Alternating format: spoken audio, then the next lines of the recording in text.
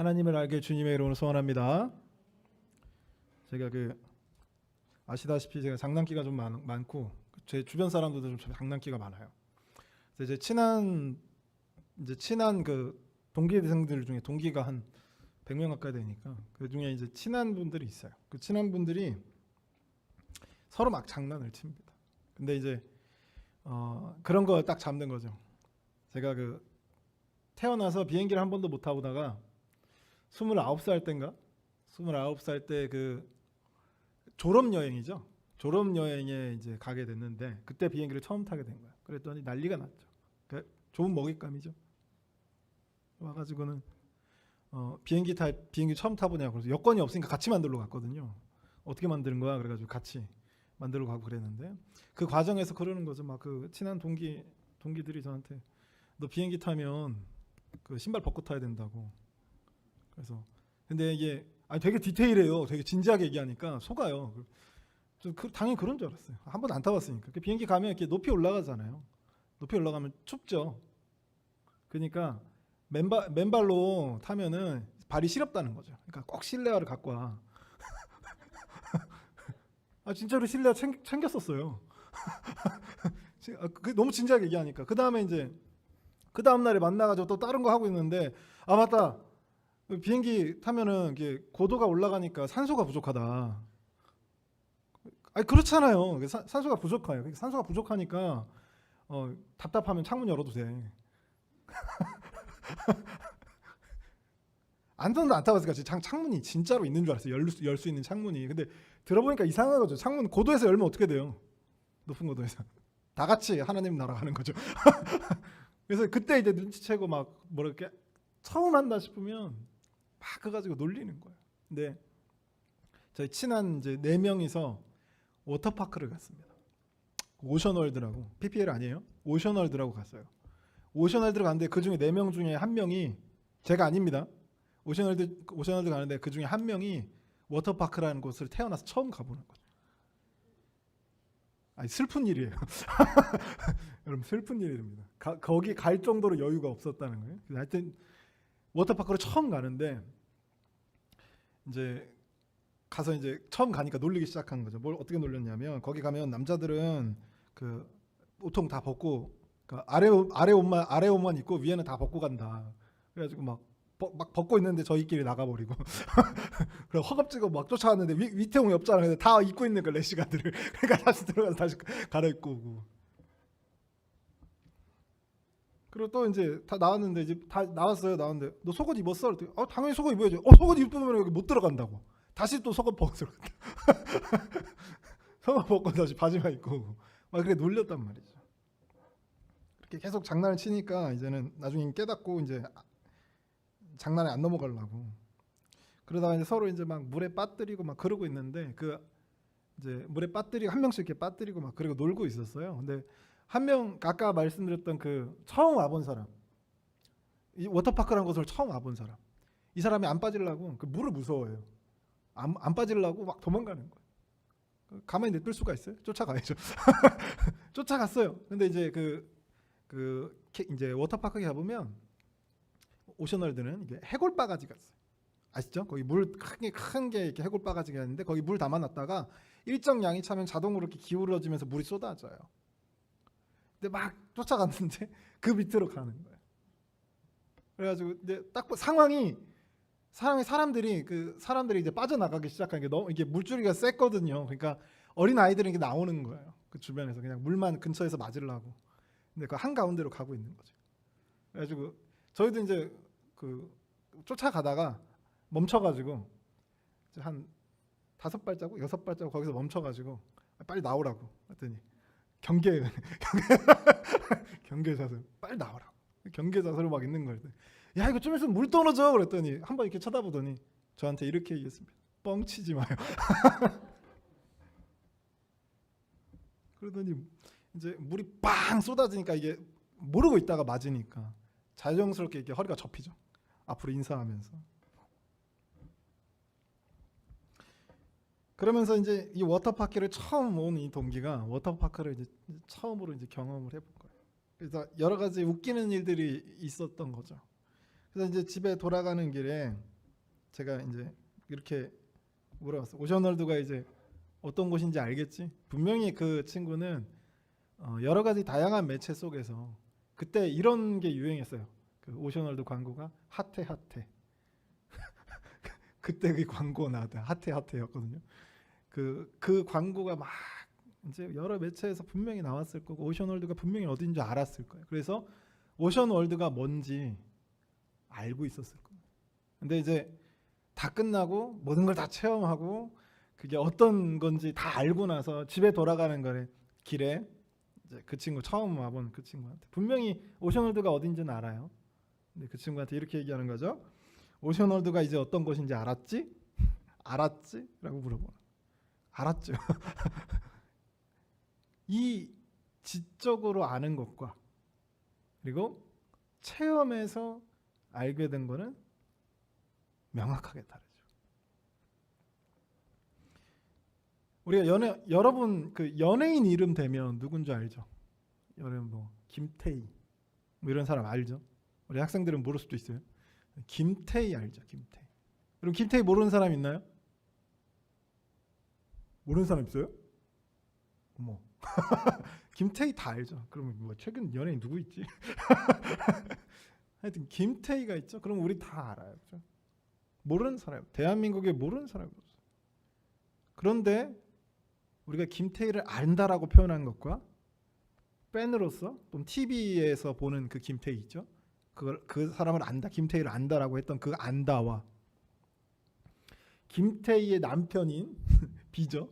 비가 나는 김태희를 알아라고 하는 것과는 어떤 차이가 있죠? 질적인 명확한 차이가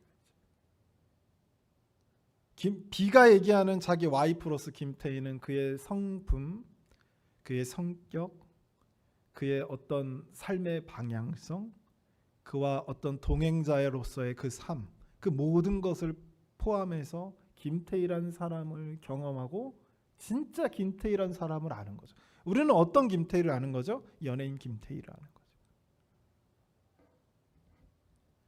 그래서 우리가 하나님을 안다라고 할 때도 마찬가지입니다. 마찬가지예요.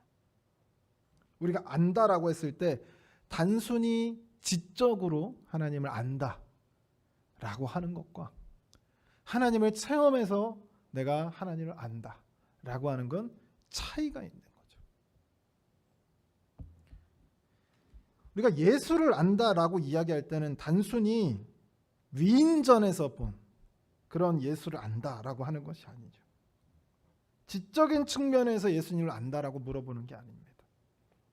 예수를 안다 또는 동일한 얘기지만 하나님을 안다라고 하는 것은 우리가 그를 만났는지 우리가 그와 대화를 했는지 이를 통해서 그와 교제의 봄을 통해 그의 존재를 인식하고 경험했던 것인지 바로 이러한 일련의 과정들이 모두 내가 하나님을 안다라고 하는 것이죠. 그래서 존 칼빈이 얘기하는 하나님을 아는 것이라고 했을 때는 지적으로 아는 것, 그냥 단순히 지식적으로 정보로서의 하나님을 알고 있는 것이 아니라 그를 경험하고 체험해서 자신의 삶에서 하나님이 어떻게 인도하시는지를 체험한 그 과정 속에서 하나님을 안다라고 표현한 것이죠. 이 사울이라고 하는 오늘 본문에 사울이라고 하는 이 바울도 마찬가지. 바울은 원래 하나님을 알고 있었던 사람이에요. 그게 무슨 말인지 아시겠죠 이제? 하나님을 원래 알고 있었던 사람이에요. 근데 누구를 박해하죠? 예수를 박해하죠. 이게 상황이 좀 이상하죠? 하나님을 알고 있는데 여러분 바울은요 우리하고 달라요. 구약을 통달한 사람입니다. 그죠? 구약을 통달해서요 어디에 어디 말씀이 있는지 다 알아요. 다 외우고 있습니다. 그래서 이 바울은요 바리새파 중에 바리새파예요. 당시에 그 여러 학파, 에세네파도 있고 사두개파도 있고 뭐 그 중에 바리새파도 있는데 바리새파는 정말 학문적으로 뛰어난 사람들이 모여 있던 그런 그룹이었습니다. 그 바리새인 중에 바리새인이에요. 바리새파 중에 바리새파입니다. 정말 뛰어난 인물 그 안에서도. 왜냐하면 바울의 스승이 누구냐면 이제 스승한테 배워야 될 거 아니에요? 당시 바리새파에서 가장 유명하고 가장 저명한 학자가 누구냐면 가말리엘입니다. 이 가말리엘 밑에서 공부를 하고 있었던 사람이 바리새인 중에 바로 사울이죠. 그러니까 배움으로 따지자면, 정보로 따지자면, 지식으로 따지자면 여러분 바울을 상대할 사람이 없어요. 그런데 이 바울이 누구를 박해하고 있었다고요? 예수를 믿는 사람들을 박해하고 있었다고요. 그들을 잡아서 감옥에 가두기 위해서 이 공의회에서 받아가지고 이제 허가장을 받아가지고 공식적으로, 이제 비공식적이 아니에요, 공식적으로 예수를 믿는 사람들을 싸그리 잡아오려고 어디로 가고 있었죠? 다메섹으로 가고 있었습니다. 분명히 바울은 하나님을 알고 있어요. 근데 우리가 알기로 분명히 바울은 하나님을 모르고 있습니다. 그럼 언제부터 이 바울이 하나님을 알게 되었느냐? 오늘 다메섹에 가는 그 길목에서 예수 그리스도를 만나죠.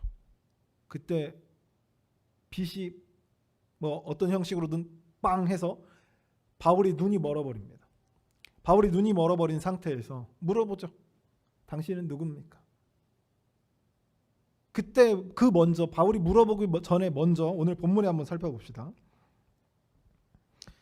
4절에 함께 읽습니다. 시작. 땅에 엎드려져 들으매 소리가 있어 이르시되 사울아 사울아 네가 어찌하여 나를 박해하느냐 하시거든. 이런 표현은 지금 보통 이런 식으로 구약에서 누구야 누구야라고 부르시는 이 음성의 어떤 멘트들은 다 대부분 누구를 통한 멘트죠. 누가 하시는 멘트예요? 하나님이 자기의 사람들을 부르실 때 하는 멘트입니다. 그래서 간혹 우리가 여기까지만 읽으면 하나님이 부른지 착각하지만 실질적으로 거기서 왜 예수라는 이름이 들어갔느냐? 바울이 박해하는 대상이 예수와 예수를 믿는 사람들이었기 때문이죠. 그래서 이 과정 속에서 바울은 예수라고 하는 귀신이 자기를 부른 것이라고 전혀 생각할 수 없었죠. 이건 분명히 명백하게 하나님이 자기를 부른 거예요.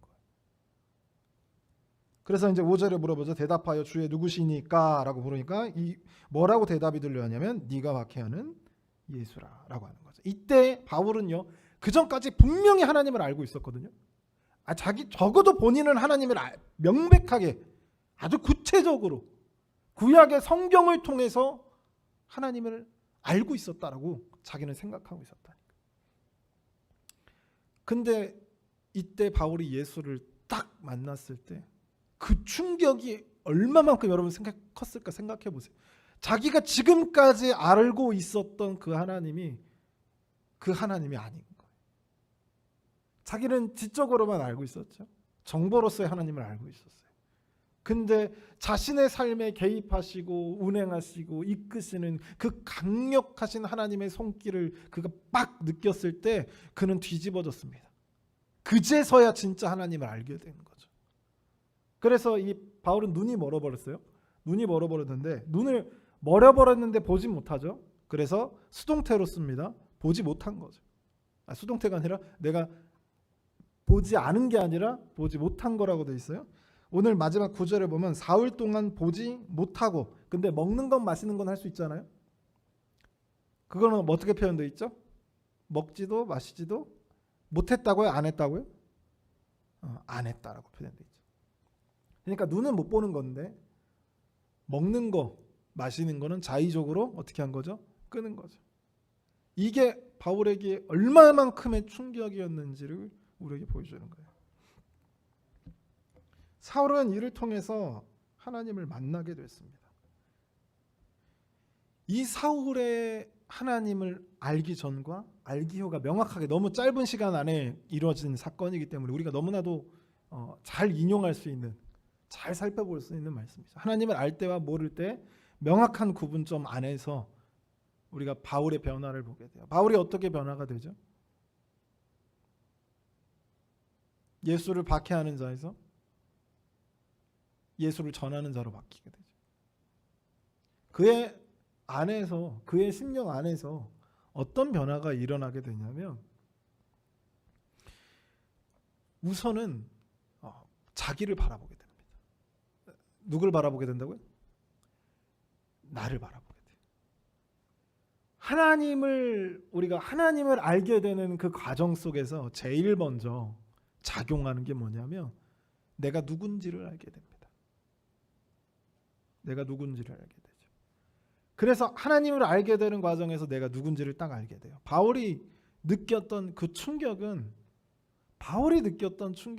내가 하나님을 잘못 알고 있었구나 이런 충격이 아니라 내가 누군지를 깨달은 거죠.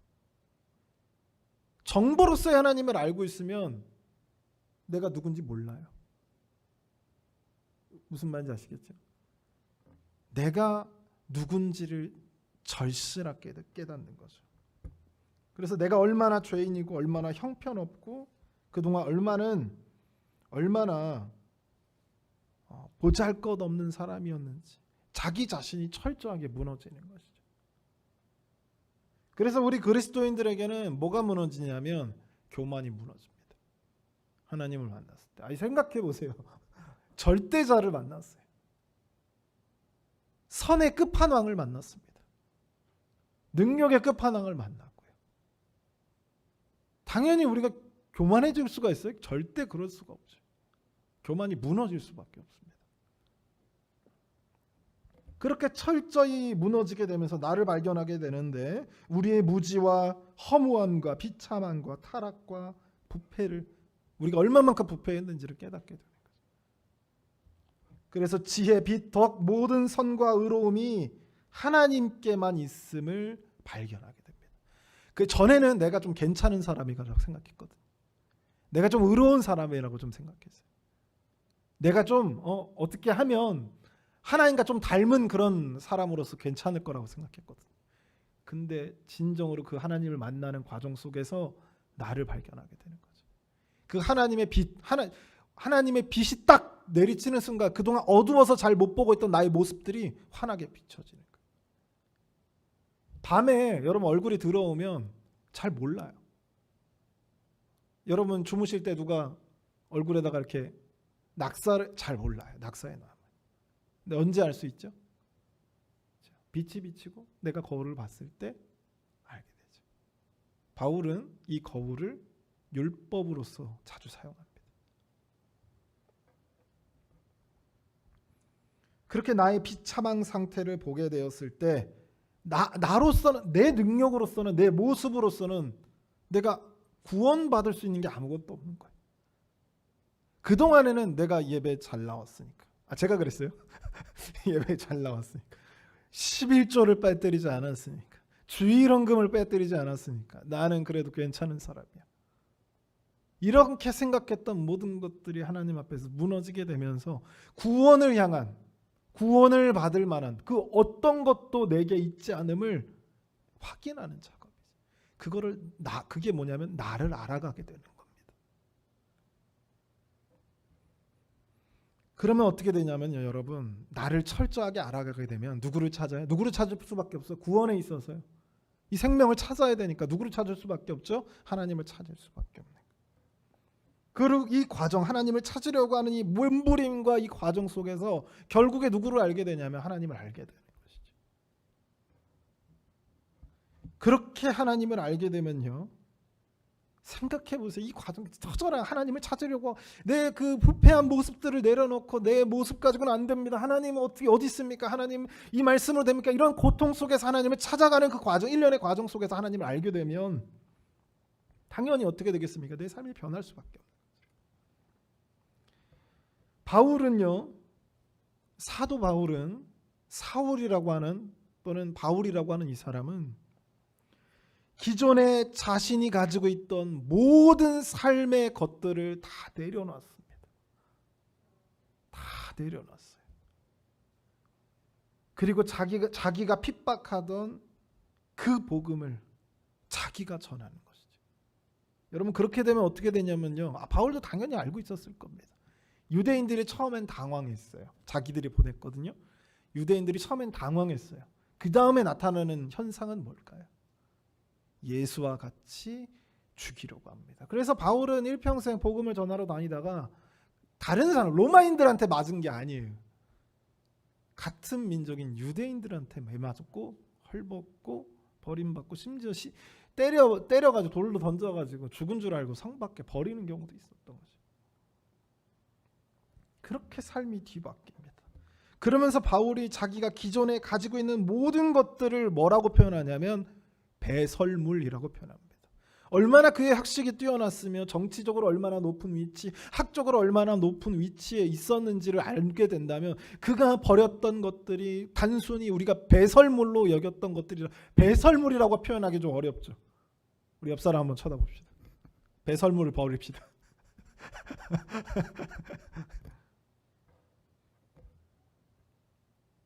이 배설물이라고 취급했던 자신의 기존이 가지고 있던 모든 것들을 버려놓고 다 뒤로 하고 예수의 사람으로서 새로운 삶을 살아가게 됩니다.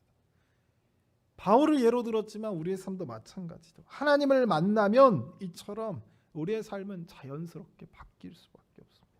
어떤 형태로든 우리의 삶이 바뀌더라라고 하는 거죠. 교회 역사 속에서 위대한 인물인 어거스틴이라고 하는 사람이 있습니다. 이 어거스틴이 얼마나 그 속사도 중에 얼마나 뛰어난 사람이었는지 성을 붙여요. 보통 그 되게 거룩한 또는 위인전에 나올 만한 그런 인물들 앞에다 성 이렇게 거룩할 성을 붙이거든요. 그래서 성 어거스틴이라고 얘기하죠.